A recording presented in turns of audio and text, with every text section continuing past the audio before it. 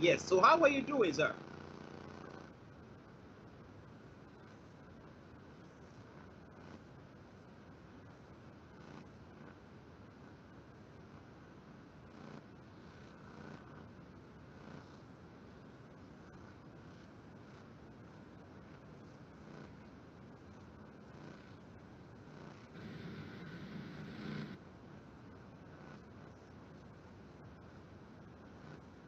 Okay, good, good, good. Listeners, Mr. Olayomi Koiki for you, and we're going to be looking at some of the stories making the rounds this morning.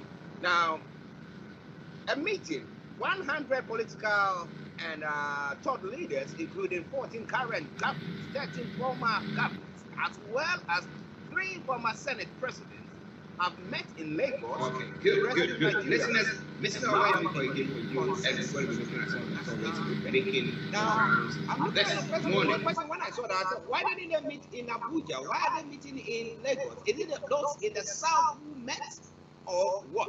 So, over to you, a bit of background to that story, please. Election is around the corner. There is quite a lot of tension around the Nigerian, as also more people want to know what will be, the situation in 2023. So you're quite right. So even the previous, the past and the present politicians are very concerned, just as an average Nigerian is concerned as well. So yes, there was a kind of a meeting yesterday somewhere in Lagos for a political gathering.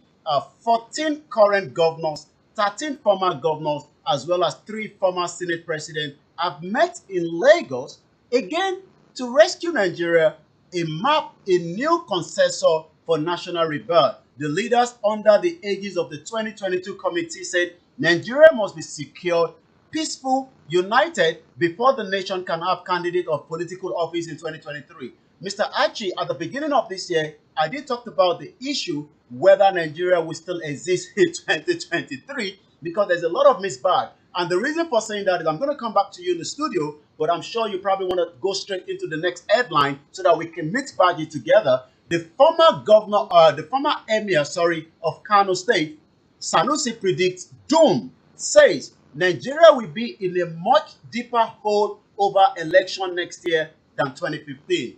It is just the beginning of the campaign, and I'm coming back again to you in the studio. It is Star Radio UK, your finest African and Caribbean radio station in London.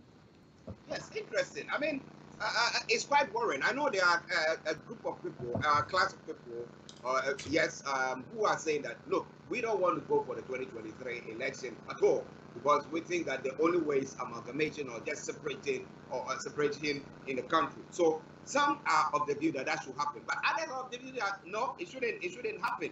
But it looks like these governors or these leaders who met in Lagos might be thinking that maybe there's a way forward. Maybe having bringing in somebody from the south, maybe the southeast might appease people or something of the sort. We're not very sure about that. But for Sanusi to also say that, well, what happened in 2015? That means that he's talking about the fact the way that ballot boxes were being snatched and issues like that. That's where maybe he's coming from and he's looking at it that way. But what do you think? What do you think in a nutshell before we move on to the other story? What do you think is going to happen there? Well, like I did say, there's quite a lot of tension, as I said, in Nigeria presently, and just like I did talked about it, 100 political and thought leaders, like we've mentioned, 14 of them are current governors. So that means we have 36 states in Nigeria, 14 of them were in present, and 30 former governors and also 3 former senators are all talking about to rescue Nigeria. Let's go back to what the leader and the pastor of Redeemed Christian Church says, for you to have an omelette, you must have to crack the egg. Are we now seeing a situation where Nigeria is about to crack so that we can produce this omelette? And what are these omelette? We're talking about the new birth of new nations coming out of Nigeria. But some of these people are thinking they still want to rescue Nigeria, and that is why they're all coming together. Let's go back to Sanusi. And why has he said Nigeria should be preparing for much deeper hole? when we talk about deeper hole, it's not the Blackwall tunnel that you probably be able to get through out of it. It's not the Euro tunnel that gives you the end result, but we are talking about a deeper hole that you might not be able to come out of it as quickly as possible. Point of no return. Point of no return. So, according to former Emir of Kano, Mohammed Sanusi II, yesterday raised the alarm that Nigeria is living on an extra time, tasking the citizen to brace up for a tougher times in the year ahead. Also, the governor of Ondo State, Akeredolu, is saying the presidency must now come back to the south. I'm not sure whether the northern part of Nigeria are ready to let go the power. It looks like it's going to be an interesting one. I'm going to be giving us our countdown on Star Radio UK in terms of how many days we've got left before the election, and that is almost at exactly 366 days, 12 hours, 366 days, 12 hours, 49 minutes, and the seconds keeps going down. Is Nigeria going to exist in 2023? It is all about Star Radio UK. We'll be discussing more of that before 2023. Well, let's come back again to you in the studio. Once again, I'd like to appreciate everyone that have joined us on the other network, and they're saying good morning to Star Radio UK, and they're saying good afternoon for those that are already in the afternoon in what we call, some people call it location 9, some call it location 419, some use the word zoo, but on this studio, we will use the word Nigeria to get a better clarity of the country that we are discussing this morning on Star Radio UK. Yes, we are referring to that geographical area, okay? Yes, All right, then now, that's a question that we posed here. Nigeria's democracy. Is it all about manipulation, monetization, and militarization? True or false?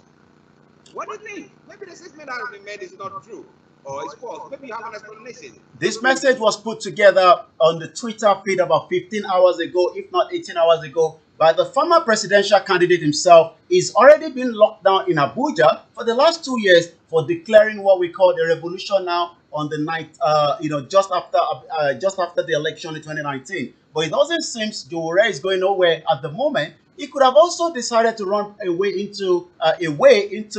of Nigeria, but it seems he's the fastest person that wants to stay in Nigeria and sort out this issue. I mean, I don't know how long he can hold on to this, but like I said, he's been fighting this even before anybody got to know him, as far back as before the late Chief M.K. Abiola 1993. He was expelled, from University of Lagos. He was also been a kind of an activist that has stood his ground. He was almost killed before he left Nigeria to US. He had a more further education. He set up Sahara Reporter, about almost 1 million views every month.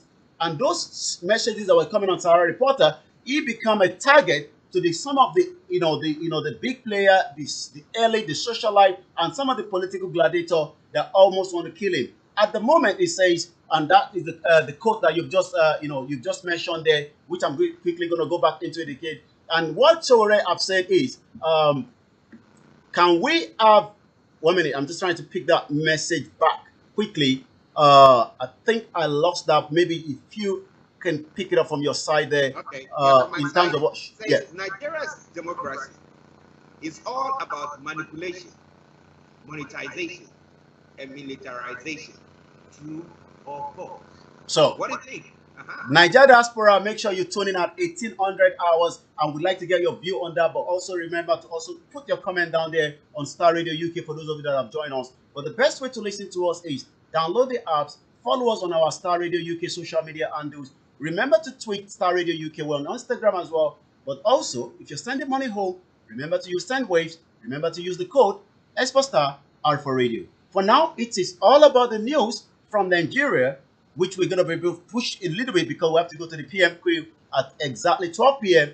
where some are saying, it seems Boris Johnson saying, hey, might need to go to the barber shop because it doesn't seem things is getting very cool with him at number 10 Downing Street. Okay, yeah, before we go on there, my Nigeria says that APC, PDP, what's the difference between 6.5 and a dozen? It's total deception.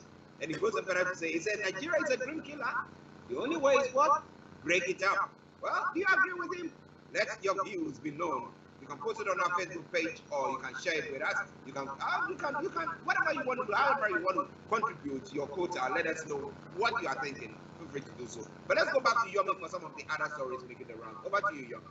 Well, thank you very much once again. It is Starr Radio UK. It is the finest African and Caribbean radio station in London. It's all about the politics. It doesn't seem, more people want to let the Professor Yemi Osinbajo, the current vice president under Buhari, to also contest against his national leader. And some say, yes, you can have him, as one of the judge when Tinubu was the governor, in Lagos State, but also he might have his own view to become the president. 2023 presidency, why Osinbajo won't contest against Tinubu. This is coming from the APC chieftaincies, according to the headline that we have. Also, 85 groups have backed Southeast presidency, rally support for Anye. It seems also that more people are saying that the turn of the Southeast to become the next president of the Federal Republic of Nigeria. I'm not sure whether other part of the the northern part and the southwest will want that. But if you look at the rotational as it is at the moment, it means that the presidency should be going to the southeast. The agitation for the 2023 presidency is heightening on Tuesday yesterday with a coalition of 85 support groups supporting the ambition of a southeast to succeed the president, Major General Muhammadu Buhari. They, however, pitched the tent for the former secretary to the government of the federation, Senator Anya Pius Anya. So we hope maybe that's going to come true. But like I said, 366 days, all that we're going to know very, very soon. It seems it's not going well with those back home at the moment, as I can now say there is now queue of, not just in Lagos, of motorists trying to pick up a petrol or PMS as is known. A message was coming out from Ibadan, Oyo State capital, this morning, and we were able to see, queues that started piling up, even though we know that this government says they've already suspended the subsidy. Could there be something that Nigerians do not know? Why are we having the clog up of vehicles now trying to get petrol, and that also means more price is being shoot up because more black market would also be coming up. You remember yesterday we did talk about two areas. We talked about whether there's going to be more protests, more shutdown in the country. We were also discussing about the airport in Nigeria in terms of the union that wants to go into what we call a strike, a total shutdown of the aviation sector. But this morning, there's another headline coming up to say Telecom Union has given MTN 14 days ultimatum to address workers' welfare.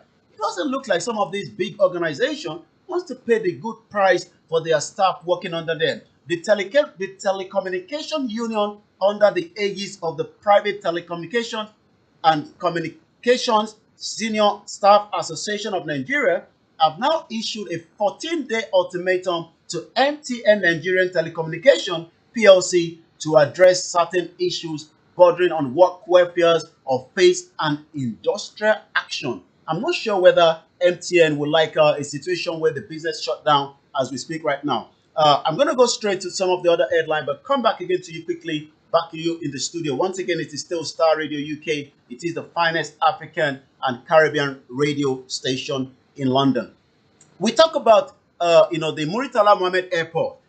Any part of the globe, one of the most important things is for travelers to be able to get out of the airport as quickly as possible, and for those that are arriving to also make sure they have their baggages and there's no kind of something missing under it. And we've seen issues. It's not just about Nigeria. I was able to watch a video in America where iPad that is meant to be for customers end up in one of the staff home. But what we can also say is FAN appeals for patient over baggage processing system at Lagos Airport. What is the story all about? The Federal Airport Authority of Nigeria has appealed for patience in the course of maintenance work on the conveyor belt at the Muritala Mohammed International Airport in Lagos. This is the agency dismissed report suggesting a breakdown of baggage processing system at the airport. You would expect an international airport to have everything working as quickly as possible for the arrival and departure of those that are leaving Nigeria, but it doesn't seem to be going very well as I speak to you right now. I'm going to come back again to you in the studio, like I said, because of time constraint. But this evening on Naija Voices, it's going to be everything about the APC. What is your remark? What is your pass mark for a for a government that was so much determined to take the power back from the PDP, and now there are less than 30 months to go. What is going to be the review? That is going to be the discussion later on at 6 p.m. UK time, 7 p.m. local time back in Nigeria. Make sure you tune in. But for now, let's come back again to you in the studio. It is still Starr Radio UK, your finest African and Caribbean radio station in London. Yes, listeners, Mr. Olayomi Koiki bringing you updates from Nigeria. Before we go to the social, what is going on or trending on the social media, let's look at Amayo has posted another comment there. He said the regions that contribute little or nothing to the economy determines the fate of viable thinkers. Is that not a joke? And people will say, well, you know, tomorrow it could happen that tomorrow maybe some of the places where there isn't anything. I mean, resources are not, they become. So maybe you get now something have come about it, and now they have become something that now everybody will have to now go in and look for. So that would be something that the way various regions are not being treated well. I mean, others are being treated as protected species, and others are just looked down upon. It's not good, and that's why people are agitating that they want their way out. Well, I said, Oyinbo master, the slave you trade are now white. I love that. That's a good one there. So when the slave you trade are not now even wiser than you yourself. Okay. Well, I think the slaves want to get themselves free out of the the bondage that they've been kept into for a very long time. Let me touch on this as well. Niger State residents are now fleeing over the Fulani jihad terrorist attack, and I can see quite a lot of people, going into what we call, a situation, on their motorbike, on their vehicle, and they are trying to run away out of, the Niger State as we speak right now. Currently on Starr Radio UK, it is the finest African and Caribbean radio station in London. And I come back again to you in the studio. Okay, let's touch on what is going on the social media, if you can. Well, let's look at what is trending this morning. When you click in Nigeria on the social media, there's quite a lot of conversation. Yesterday we were talking about, a lot of discussion on prostitute. And you can tell that the situation doesn't seem not just in Nigeria, is a global, problem. But this morning at number 4. Tiwa, I believe it's Tiwa Savage, is one of the, she's an artist in Nigeria. She's trending on number 4. And likewise, we have Oxlade that is trending. But let's now put a Google search, a search and see what is trending generally on Nigeria this morning. David Odoye, a very popular, journalist, investigative journalism that he does, he's put out so much, research work. And sometimes it has become a target that he has literally had to run away out of Nigeria just after the EndSARS. Just as so many journalists are either killed. Let's take you back to 1986. During Babangida regime, Babangida sent a letter that was received by Delegiwa, but it ended up to become a letter bomb, and that killed him before he was aged 30. He was 40 years old. Till date, nobody has been prosecuted. Nobody has been charged for his killing, and likewise, a 19-year-old young journalist was killed during the EndSARS. Pelumi Onifade, also Daddy Yatta, as we speak right now, is going up to 3 years. He's got a 2-year-old daughter as he was being kidnapped because he was a critic to the governor of Kaduna State, El Rufai. So you can see that, in Nigeria of today, the freedom of speech, the attack on, average Nigerians that are into journalism or those that want to have their say, just as a pin down Omoyele Sowore. The reason they have not been able to kill Sowore is because Sowore is an international figure and is also an American, resident as well, because of his wife also lives and the daughter. If otherwise, he would have been killed, just as the younger brother was killed by the same terrorists on his way from Edo, back to their village. So according to David Odoye, so to recap, a shipment of adulterated petrol was brought into Nigeria by Duke Oil, an NNPC trading subsidiary that was registered in 1989 in the tax haven and money laundering paradise of Panama under the famously transparent and incorruptible Ibrahim Babangida administration. You can see that the administration of this Babangida is not something that we're going to talk, for a very long time.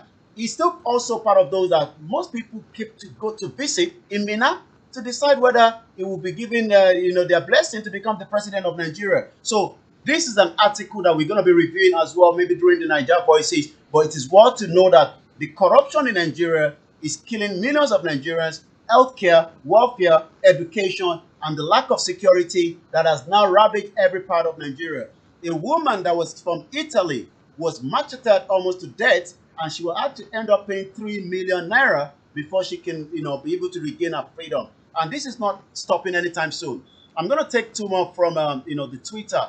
Sonto Okonto at General_Sonto. It was a breaking news yesterday why there's about 5 soldiers lost their lives in what we call a fatal accident due to the MRP failure from their armored truck. Imagine, the Nigerian military, again, lack of maintenance, the corruption system, the vehicle that they were driving in literally killed, these, soldiers, and we can only pray, for their soul. So it was a very, very sad situation yesterday when a fatal accident due to the MRP failure from their armored truck. Apparently, they were being deployed to Hiala to fight against the ESN and the IPOB. Some say the God of the IPOB is already working. Let me take one more, come back again to you in the studio.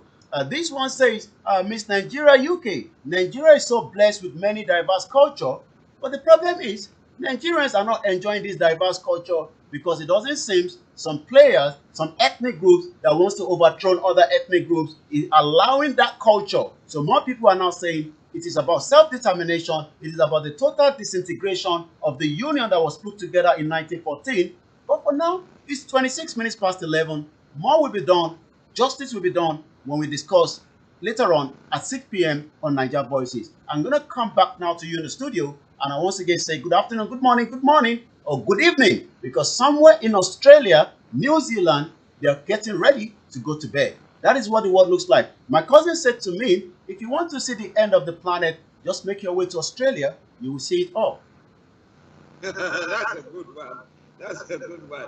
Well, listen, Mr. Olayomi Koiki, updates from Nigeria. Let me read a comment that Amaya has posted, and then we can bring the update to a close. He said, why got the press and media if you do not have blood stains in your hands? Your yash is outside. Oh my goodness. And Amaya has posted some more there. He's saying that we know the truth. We'll continue to stand for the truth. ICC, please, case is coming, and prepare your judges. That's International Criminal Court. He said cases are coming, and therefore prepare your judges. Well, we hope that one day justice will prevail. So Yomi, let me say thank you very much. Okay, Amayo says you will all rot in jail. Oh my goodness, he's serious. He's not a very happy Nigerian this morning. Amaya, thank you very, very much. Okay, Yomi, yes, before we go. Well, make sure you tune in to Starr Radio UK. Archie is going to continue until we go to the PMQ at 12 p.m. But the best way to enjoy everything around the conversation on APC government, the Buhari government, your take on that, you can start posting your question in advance. And we'll also see if we can allow people to put in their call through, but we'll try our best to see that. But we'll let you know later on in the evening. But 6 p.m., Niger Voices is back again. It is a Wednesday edition. Let me say a very good morning from this part of the globe. And I say bye for now, where we continue, on Starr Radio UK. Thank you very much, Yomi. We catch up later. Bye well, listeners, it is Starr Radio UK. That was Mr. Olayomi Koiki bringing you updates from Nigeria. Thank you very much, Yomi. We catch up later. Well, listeners, it is Starr Radio UK. That was Mr. Olayomi Koiki bringing you update from Nigeria. Let's take a quick break. A musical break from Raskimano. The pressure in Nigeria, my goodness. Enjoy this and I'll be with you in a moment.